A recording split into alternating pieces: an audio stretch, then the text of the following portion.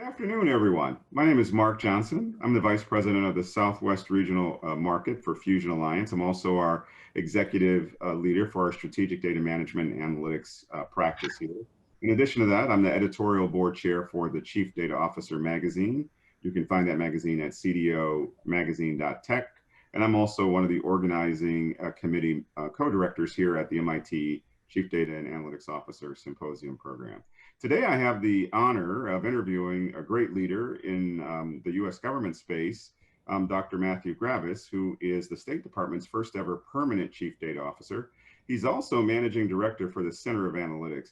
Dr. Gravis, it's great to be with you today. Mark, it's awesome to be with you. Can you just take a few minutes to tell us a little bit about how you came to be in the role you're in? A little bit about your background. Yeah, before I do that, I just want to say thank you for including me and for spending the time with me and allowing me to share kind of what's going on at the State Department and our data and analytics activities.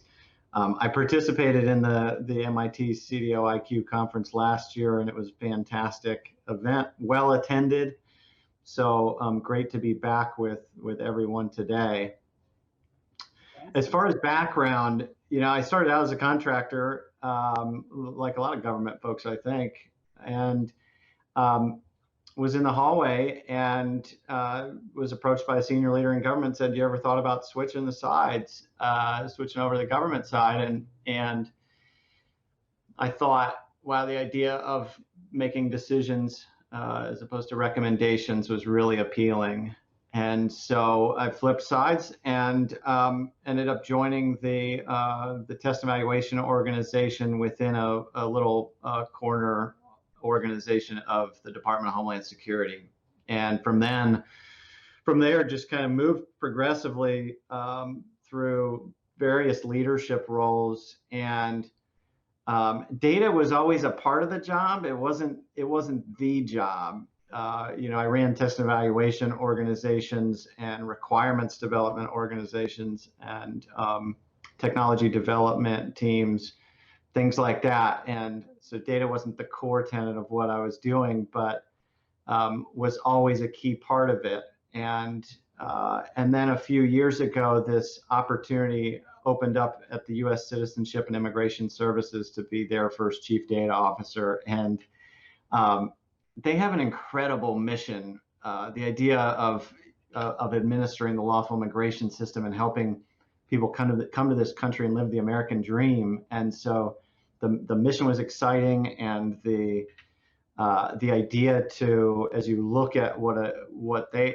outlined as a CDO role, what they wanted me to do, it was really a systems engineering job in my mind. That's my background. And so it was about doing a lot of listening, a lot of learning, a lot of engagement across the organization, figuring out what the problems are, and then coming up with solutions to solve it. And so I caught the CDO bug there. And a few years into that, the State Department opportunity opened up. And so that was just a really exciting time and opportunity. So you were able at the State Department to take data and analytics to a global platform scale, which I can imagine is probably one of the most vast sort of global territorial responsibilities for the data officer, in really sort of the global community. What inspired you to apply for that position when it opened? A number of different reasons, but it kind of starts with a mission, and you alluded to that, Mark. It's the idea that the vastness of the mission is just incredible, addressing all the different foreign policy challenges that are going on right now. You watch the news, you can see any given topic is a major issue and a challenge for us that we're looking to address. And so the idea of being the Chief Data Officer of the State Department and really seeing how we can how we can help our workforce use data to strengthen decision making, to accelerate decision making, was really attractive to me. we also have a ton of different types of data. From any given conversation, I can go to talking about human rights data, to economic data, to management data like HR and financial data and things like that. And so I would say that the problem set was a little bit different is different than at USCIS. We can talk more about that. But that diversity of data was really intriguing. The other is, I started from scratch at USCIS. I walked in, there were only a few folks on the team. And here I'm walking in, into the 8th inning with a really great lead because my current boss was the acting CDO, also Janice DeGarmo. She's the head of management strategy and solutions. And she set up the CDO, or the Center for Analytics, to really be a holistic view of data management analytics. So it's data management and analytics and culture under one roof. And I had learned at USCIS that was really important, to have multiple functions under the chief data officer hat to really accelerate delivery. Yeah, we often talk, in the circles around MIT about the defensive and the offensive side of the consumption end of data management and analytics, which is really the analytics side. And as you think about data management, certainly that's the platform that it provides the capability, provides the data that can be consumed in analytics and that will drive value, consumption. It's sometimes not the sexiest thing you can do on the data management side, but obviously the organization values the data it collects and the role to sort of curate that data so that it can be consumed. Can you talk a little bit about the value proposition that the leadership is ascribing to their expectations around your capability?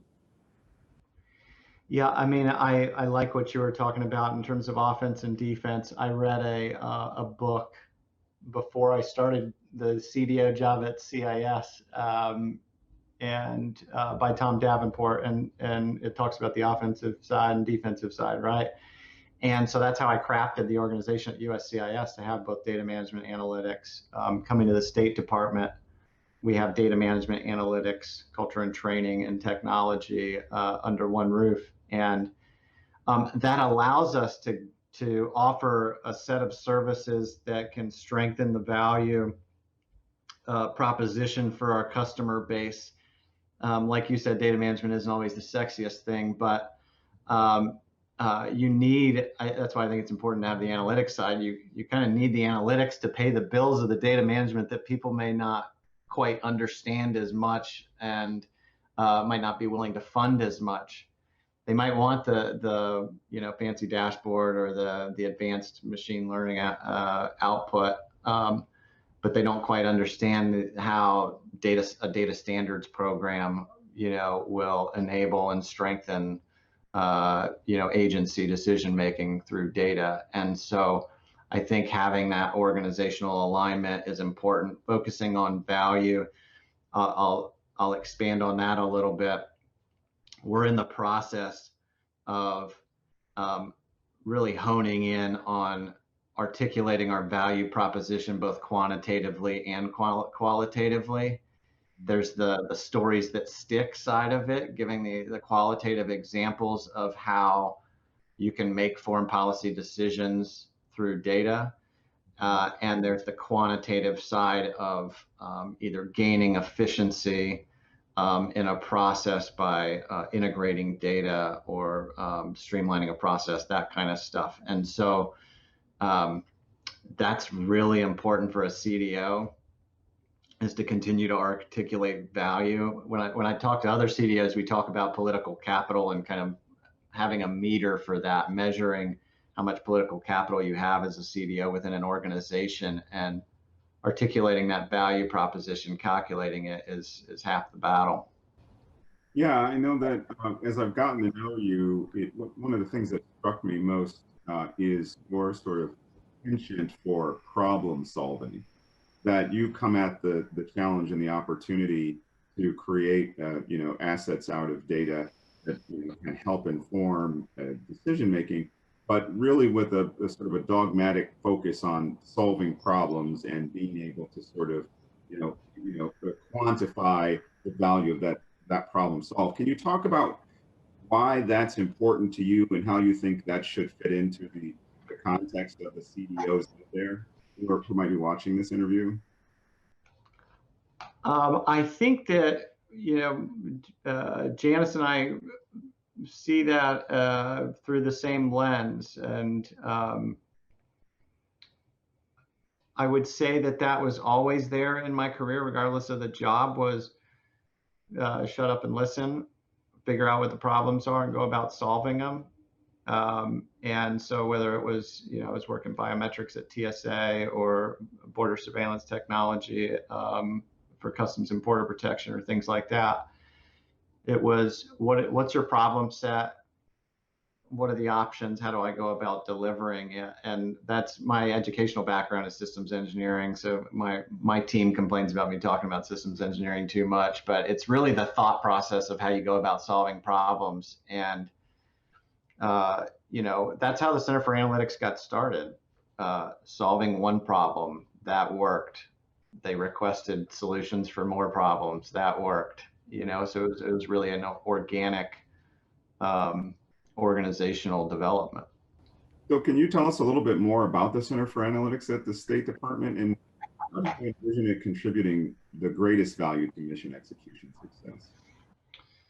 Yeah, so as I was saying, started with one problem, and at the beginning, you had to inject yourself into the problem-solving process and say, hey, I think data can help here.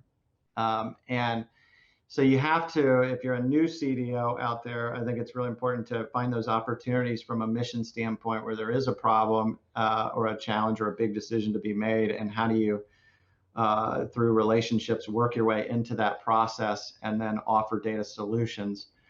The CFA did that those a couple of years ago as it got started with 3 data scientists, which grew to solving 5 problems with 15 data scientists, and now it's grown to what it is today.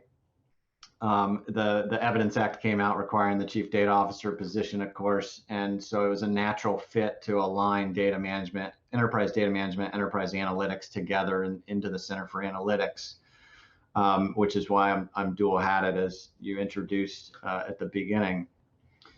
As far as how we operate now, we have these 4 teams. One is culture and training. I always try to work this into every interview or talk that I give. Analysis without communication helps one person. And so you really got to create opportunities to share and celebrate the great work that others are doing, not just our own analytics shop, but others within the department. That team also focuses on training the workforce. We have a really great partnership with the Foreign Service Institute to do more of that. Hiring and attracting more data scientists into the government is a responsibility of that team. So culture is a big part of what we do. Then we have this core data management organization that is really focused on data strategy, data governance, standards, quality, things like that, all really important. The data strategy we can talk about in a little while. That's going to be that's really what they're focusing on right now. We have an analytics group which is really focused on solving problems, as you mentioned earlier, and that's not just internal CFA problems. That's problems for other people. We partner with other bureaus in the department to solve problems or support the secretary and senior leadership with solving data challenges. And so that's what that analytics group does. And then, of course, we have that underlying technology stack, that technology group that's leading that work. And that's a really great partnership with Keith Jones, the State Department CIO, and his office. And so we have this really great mixture of these 4 teams that all collaborate to deliver kind of an integrated set of services to the rest of the department.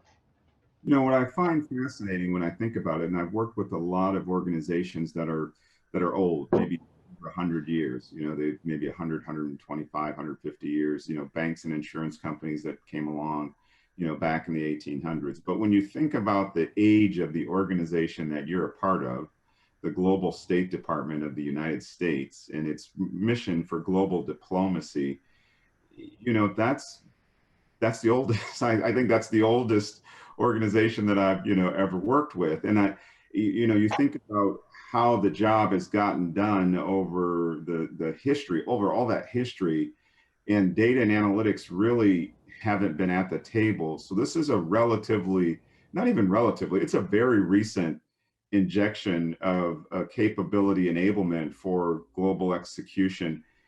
You mentioned culture and change as being an important ingredient of your success to get value out of that injection. Can you just talk a little bit about how you really are influencing people whose tenure and whose job experience and whose legacy organizationally haven't depended on this kind of,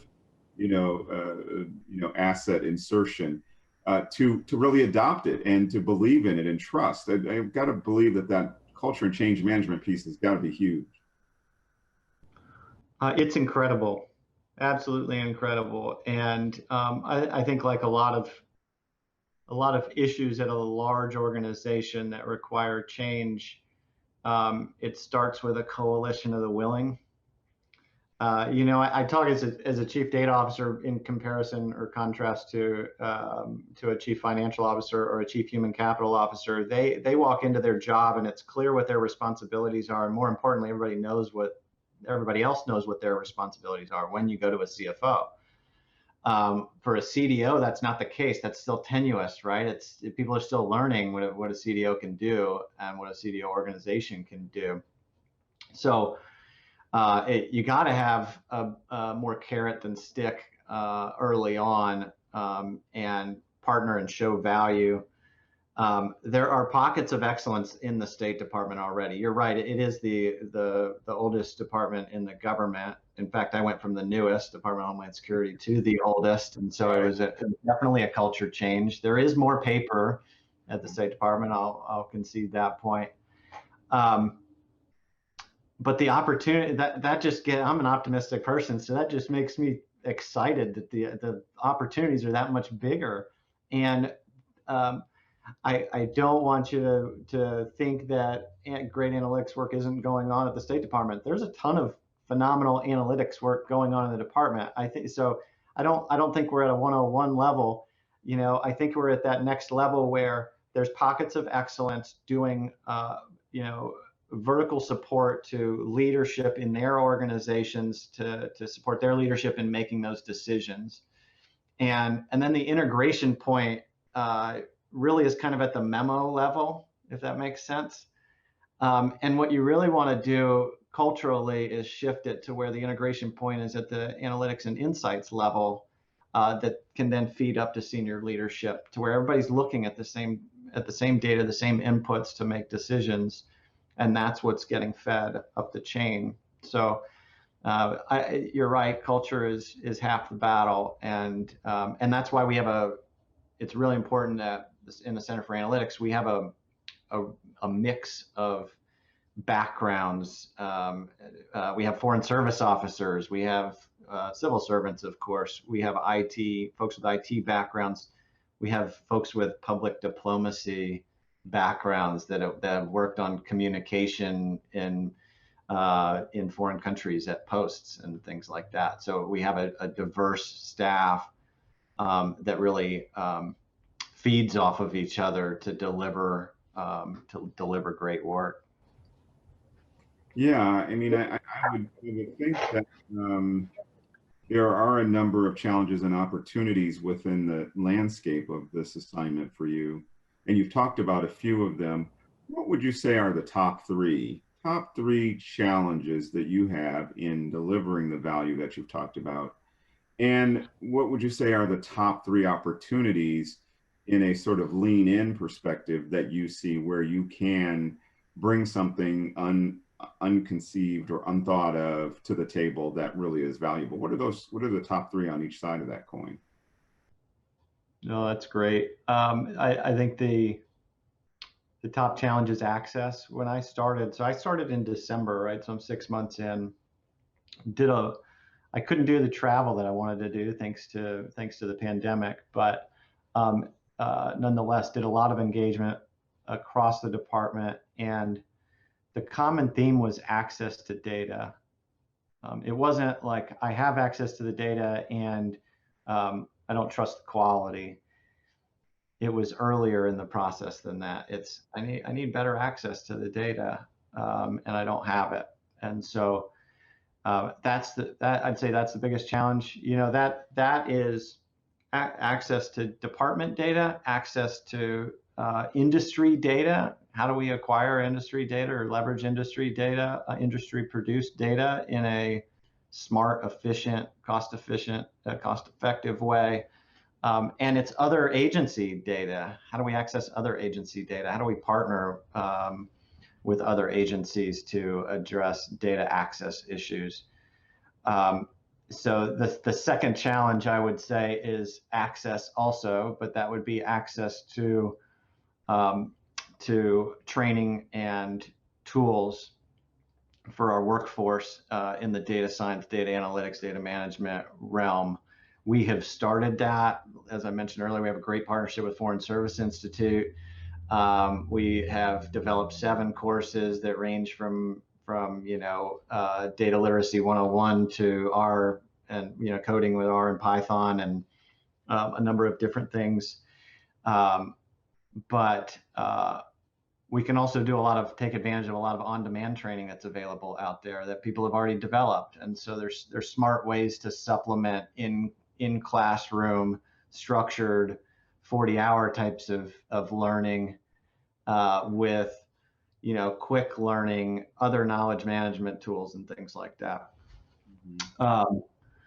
The third area I would say from a challenge standpoint is access to new talent, bringing more folks with data science expertise into the department. So you have, we're trying to upskill everybody that is here. We're also trying to infuse new talent into the organization. And the Federal CDO Council and working with OPM actually initiated this government-wide data scientist hiring initiative several months ago. And it's a long process like a lot of government hiring is, but it yielded phenomenal candidates, and interest from candidates was through the roof. We had 500 people apply in 48 hours. Wow. And so we had to shut it down because we hit the cap of what we had set for ourselves based on the number of positions across the government we had outlined. So there are people wanting to come into the government. We got to make sure that we're targeting the right folks that have the talent, that we can screen candidates to know that they have the talent already in place, that they go through a skills assessment of some sort, those kind of things, and bring more talent in. On the second part of the question, opportunities, I would just flip each of those 3 challenges around.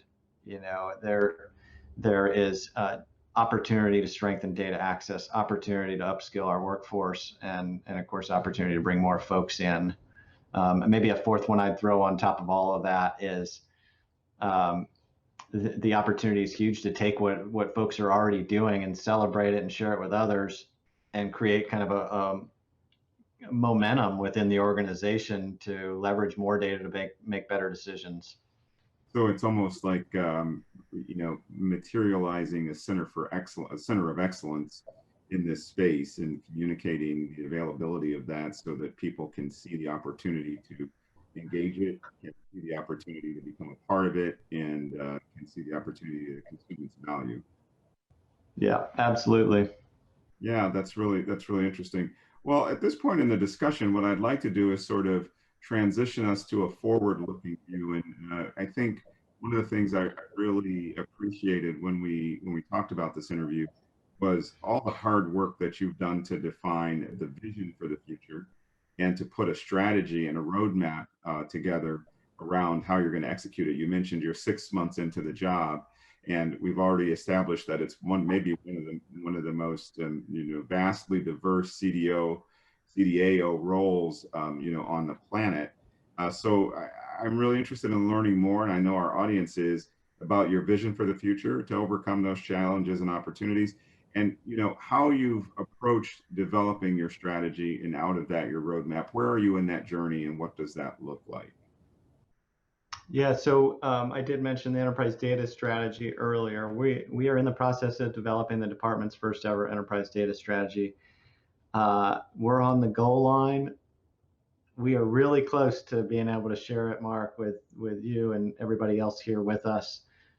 It will be made public, and I'm really excited about it. It really lays down a marker that says everybody's on board in the State Department. The time is now to take the great work that's being done in pockets of the State Department and do it smarter together, and go meet the mission demands and take advantage of the technological advancements that have come about all around us.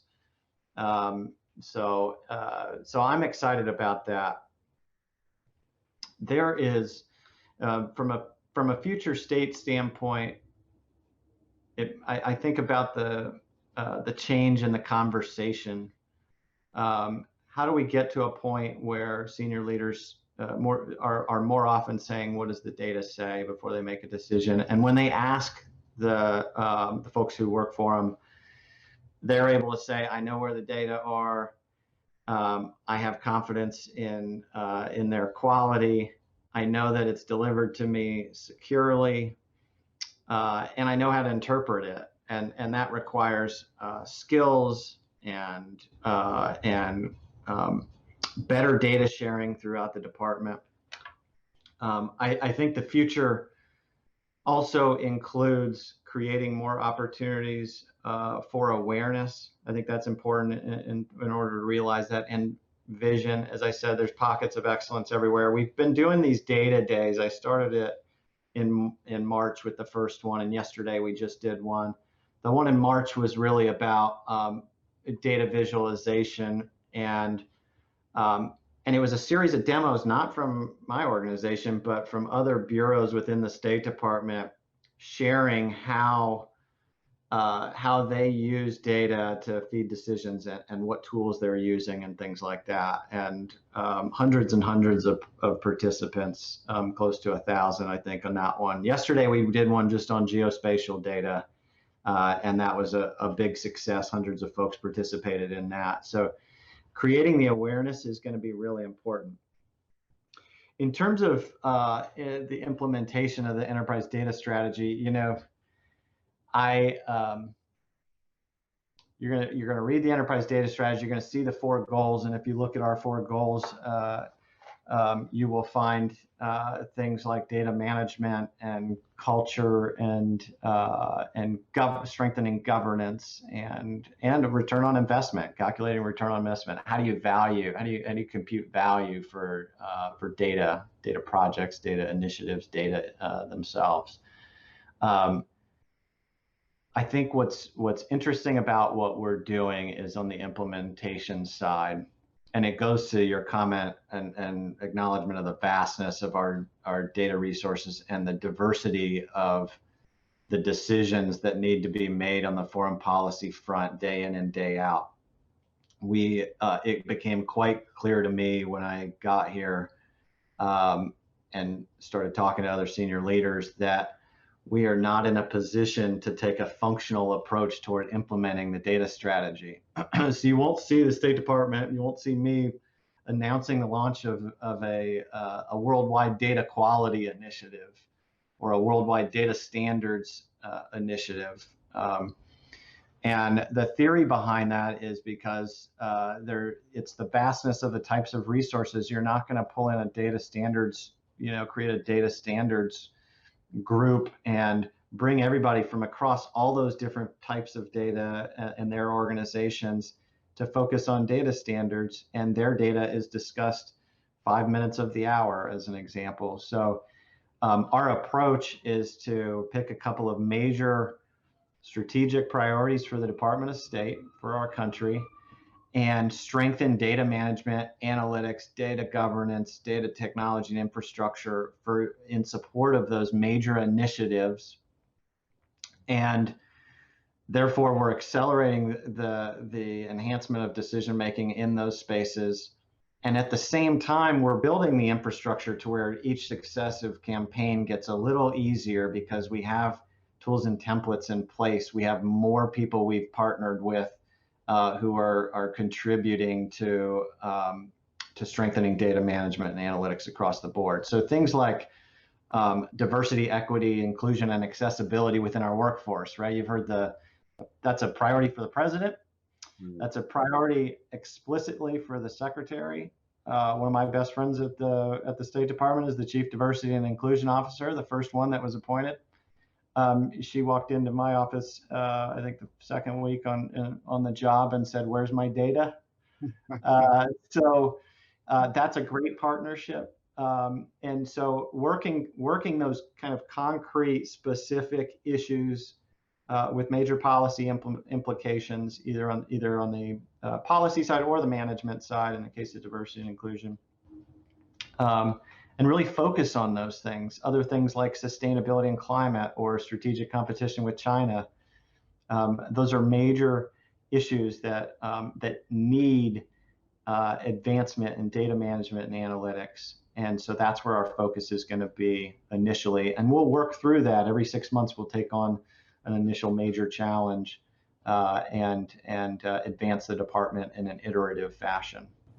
It sounds like, Matthew, that your approach to developing strategy, while you can't divulge all the details of it because it's not yet published, but that your approach kind of followed a frame of really understanding the business opportunity and the trajectory of the needs that you're globally, and then sort of thinking about that in terms of capability gaps between the as-is world and what would be required to enable those capabilities. And again, as you mentioned, your data landscape is pretty vast. And then sort of beginning to understand the strategies for closing those gaps, and then sort of aggregating those strategies to an overall umbrella that would then allow you to sort of move forward in a roadmap definition. Could you elaborate a little bit on just the methodological frame for the folks that are thinking about how do they go about building that relevant enterprise data strategy? And then we'll talk about the roadmap a little bit. Yeah, I think you start with quick wins when you first get into the CDO job. You find some value, as I mentioned earlier. Understanding what your political capital meter is showing you as not as a person, but as the role. How much capital does the CDO have to affect change? And so I think that starts with quick wins. It starts with relationships. Partnerships is one of my core values. We don't do anything on our own. I got some really positive feedback about my team members the other day from a leader within the Congressional Affairs Bureau who said, "We are extremely impressed with your team's ability to have a customer service mindset and at the same time push us a little bit and encourage us a little bit to be more data oriented." That's probably one of the best compliments you can get as a CDO when you've created a culture internally that your team members are executing with that outward customer facing mindset and pushing the needle forward. So roadmap wise, did you want to talk about roadmap? Yeah, let's talk a little bit about that. As I said, start with these major issues and work through them. And so just to give you an example, I've had a series of discussions with Dave Spurk, the Chief Data Officer at the Department of Defense, great partner and colleague. And as you might expect, we're tackling some of the same global issues organizationally together, which means we need to be tackling the same organizational issues from a data perspective together. There's a lot that can be gained by the Department of Defense having a better appreciation, understanding, and access to our data and analytics products on foreign policy challenges, and at the same time, us getting access to, data like foreign military sales and other things that help shape policy, right? And so, if we pick something like, as an example, strategic competition, and as a department in the execution of our data strategy, and I work with Dave, and our teams get together and we tackle data sharing in that realm, or we enhance it. At the same time, we're solving fundamental problems of data sharing between two major departments of the government, right? So that's really important, and I think that's the fundamental idea. We have a mission mandate to do this partnership with this theme-oriented concept, and by doing that, oh, by the way, we're also doing the underlying nerd stuff that's really necessary that maybe people don't care as much about. If I said, hey, we want to tackle interagency data sharing, people are like, what? But if I say, look, we want these two major departments to partner on data challenges in this one particular mission-oriented issue, people buy into that. Mm-hmm. And they can get behind it and support it because they see the value opportunity that will emerge from that collaboration. As you think about the timeline of your roadmap to the future, and you're defining initiatives that have to be executed against, and obviously the United States government and the State Department is a perpetual entity. It was here before you came, and it'll be here after you go in the role that you're in. How far into the future do you try to look in terms, or are you planning to look in terms of defining initiatives that have to get funded, in fiscal cycles and executed within those cycles? Is that a 12-month, an 18, 24-month? Is it 32 months? Is it defined by the length of the current administration? How are you looking at, your execution plan in terms of time? I'm a career civil servant, right? So I'm about, laying out the engineering plan, so to speak. That said, it's the idea behind the enterprise data strategy is a 3-year horizon. But again, that's really about paving the way for a better future where data and people and decisions are connected and they're integrated across the department. I think the right now the Center for Analytics is very heavy on the analytics side, and we're doing different types of projects. Some of the projects we're doing are enterprise analytics to support the secretary, and others enterprise analytics that are cross-cutting in nature, right? Pulling data or analytics products together across the dozens of bureaus in the State Department to produce more integrated insights. Then there are projects where we are working directly with another bureau to support their mission through the delivery of analytical capability. And so I would see over the long run that the need for that, if we're successful, the need for that one-on-one, bureau-to-bureau partnership, analytical product development capability starts to diminish. I think that need starts to diminish. And we're still going to have that horizontal responsibility of bringing people together. But that will hinge on our ability to create the desire and the associated resources embedded within bureaus across the department who need to use analytics to support decision making, and who are now capable of doing it.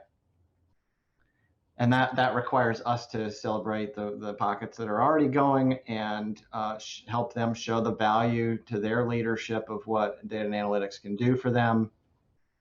And I think in the long run, as a Center for Analytics, I think we'll also have a core responsibility in the way of analytics infrastructure. Not all bureaus are the same size. Some are really large, like Consular Affairs. They're going to have their own analytics infrastructure. That's that's a no-brainer. But there are other bureaus that are a lot smaller that may develop the data science expertise over time, but lack the resources to maintain the infrastructure. And so I think that's a longer term capability that will persist for the Center for Analytics. So as I introduced you, Matthew, I introduced you as the State Department's first ever CDO and the managing director of the Center for Analytics. There's a lot in the name. It sounds like your organization is really sort of identified by the Center for Analytics as its sort of umbrella identity. You're the leader of that organization. The CDO role, or the data management role, is then, it sounds like, seen as a component of that Center for Analytics label. Is that true, or did I misunderstand something? I think that's true. It's called the Center for Analytics in part as a practical matter.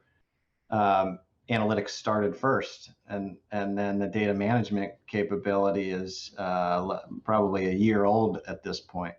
Mm-hmm. Recognize the foundational underpinnings of the analytics value prop. Yeah, that's exactly right. It aligns with the value proposition that you have to show value early on, with the analytics products, and then data management can be paid for, right? Mm-hmm. I remember it was kind of an aha moment in my last job as the CDO at USCIS, where I was focused more on getting the data quality right for a major integrated data set that was being used for senior leader decision making, and was struggling with the relationships and things like that to get people to buy in to improve the quality. And where we went, what I realized, the aha moment was, build it with bad data, get senior leadership to say, I like it, when can I trust it? And then turn to everybody else that's contributing data and say, well, guys, what do you think? How long is it going to take us, right? Not me or my office. So I think it's important to have that analytics organization. As we've scaled up data management, which we've done quite a bit over the last year, and we're going to continue doing that in the coming years, we can't forget where our bread was buttered. It was buttered by solving business problems with data, and solving data problems, right? That's the way I couch it. Yeah, I mean, I think this is a very interesting point. We spend a lot of time thinking about it, and in the global CDO ambassador network talking about it, and that's the convergence of the chief analytics role and the chief data management role, or the CDO, into really one role. And what should that be called? Is it the chief data and analytics officer? Is it the chief analytics officer that owns responsibility for the data management that enables the analytics to happen? I think, as you mentioned, most organizations, many have always had that, the horse pulling the cart as the analytics. That's where things started. People are trying to use data. They're trying to answer questions they can conceive, in their frame of reality of the day. And that pulls on data, and there's a struggle to get it. And it's happening in an ad hoc, very fragmented way. And the realization, ultimately emerges that we could probably do a better job of consolidating the effort and integrating sort of our strategy around how we manage and integrate the data to enable the analytics to take shape. But I think when you think about funding and investments across the data management analytics landscape, and getting the senior leadership to really see the value, I think it has to come through a lens that is closer to their need set, which is what the analytics capability gaps or enablements are. And that's tangible. Data governance as a discipline in the abstract isn't concrete enough for a senior leadership team to understand that you maybe need to enable workflow with a Calibra, or you need to build a data catalog, and that's going to take some effort in people and technology investments. You know, this is kind of forward looking as we're getting toward the back end of this interview discussion. Where do you think the critical success factors sit for the CDO of today toward the future? What are those critical success factors in terms of A, what the role really should be called and encompassed, and B, to drive the value of the promise around investing in that role in the organization? What, as you look out, say, to 2030, what are the critical success factors for the CDOs like yourself who are coming into the mainstream? Just throwing a softball there, right? No, I mean, that's a tough one. Before my first CDO job, or at the beginning of it, I talked to something like 30 different chief data officers, CDOs of banks, CDOs of other companies out in industry, government CDOs, and one thing was clear, that we should be judged through business outcomes. Now I use that term because it's generic enough to apply to any CDO. I think my business outcomes are far different than the CDO of Target. But I think business outcomes can be security of our data. There's reputational risk that you've avoided through strengthening data management.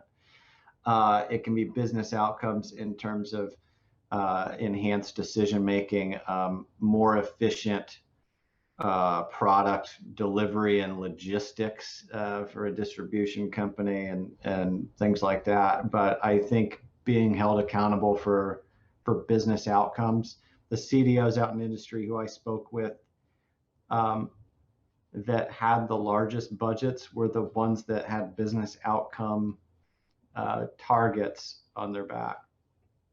And so, it's all right, I'm going to give you, I shouldn't say numbers because it's different for every organization, but I'm going to give you $1 and I expect, to see X, Y, and Z. And the ones who were successful that I spoke with, they didn't have $1 anymore. They had $20 because they were hitting those targets, enabling those wins. They said, we want more of that. That's what happened with the Center for Analytics.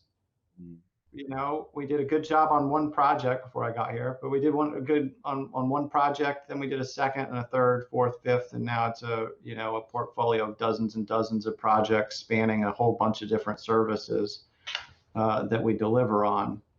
And so that's business outcomes. It's all about business outcomes. So with the risk of putting words in your mouth and borrowing from Anita Bryant about orange juice, a day without orange juice is like a day without sunshine.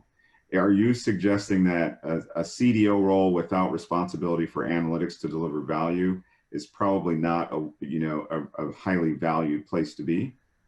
No, I would not say that. Because even, I mentioned earlier that we're focused on calculating return on investment at the State Department from a data and analytics standpoint, calculating value. We're doing that not just for our analytics portfolio, we're doing that across the board. So I have data sharing projects where I can calculate the value of the return. If at a very rudimentary level, if somebody's manually sending data from the 4th floor to the 3rd floor, in an email with a spreadsheet, and I take and I automate that pipeline and negotiate a new enhanced data sharing agreement, there's value in that. So I think there are ways. It's hard. I can imagine people nodding their heads right now. It's hard to compute the value proposition for data management, but it is doable. And my philosophy is, I don't think the number or the value has to be right. It's got to be believable, and it's got to be appreciated by the customer base or your client base. In my case, the rest of the State Department, right? That if I say, you know, our integrated data and analytics suite of tools that supported the pandemic response, you know, the department's response to COVID-19, if I say that saved $20 million because here was the alternative, that number has to be believable. Or if I say 2 million or 200 million, there's a, you know, from my test and evaluation days, verification versus validation, like you got to have that validation piece of it. Like, does that number make sense? Let's talk about that.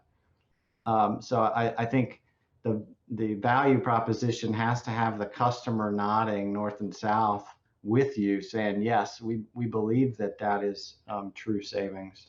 Yeah, no, I think that's great. But you know, value measurement is an important, sounds like one of those important critical success factors for any sort of analytics program in order to establish its viability.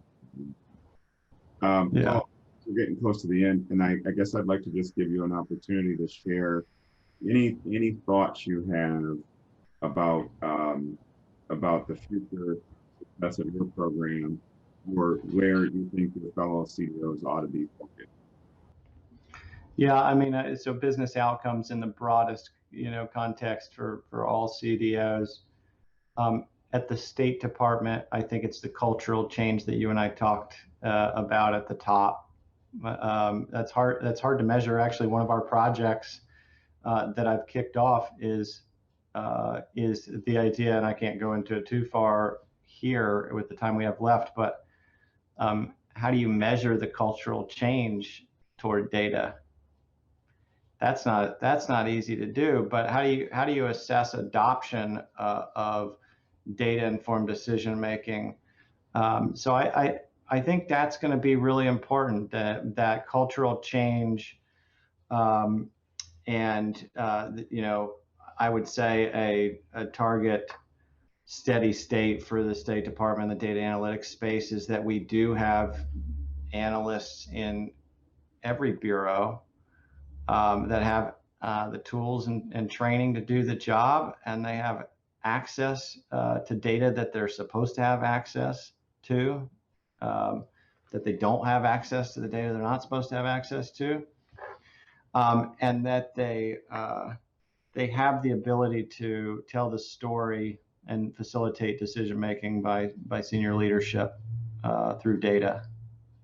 I can tell you that the storytelling piece, you know, is so important. You and I talked about that the last time we were on the line. The idea that half the battle is telling the story of how this information can facilitate a decision, and that's you can't just build a product and say, here are the 8 features of it. You have to tell the story where the audience gets it. Here's how it can make my job easier. At the end of the day, folks who have you know, field components, people out at posts like the State Department, they want to know how that their job can be made easier by a CDO. And so we can't forget that in my organization.